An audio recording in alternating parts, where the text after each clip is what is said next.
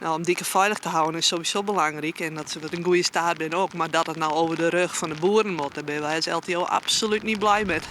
Jelle de Visser is een van de betinkers van het plan. Hij zocht het volslijn.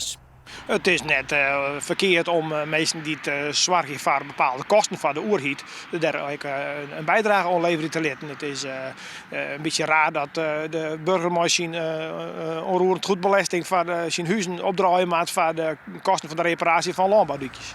De LTO vindt dat met deze belasting de kosten te bot bij de boeren komen te liggen. Het is wel een sector die de afgelopen jaren ook in crisis stiet voor een heel soort export, werkgelegenheid, geld voor de staatkast zorgt.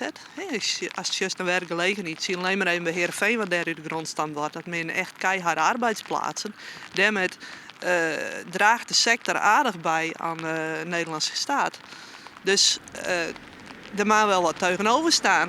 Hoeveel belasting de boeren betalen matten hing het af van hoeveel loon ze hebben en wat het wurg is. Nevens de PvdA gaat het om een paar tientjes de bunder. Maar nevens de LTO is het samen meer dan €100 de bunder. En dus krijgt de Visser een soort reacties. Ik heb een aantal boze mails van mensen uit de agrarische sector ontvangen inmiddels.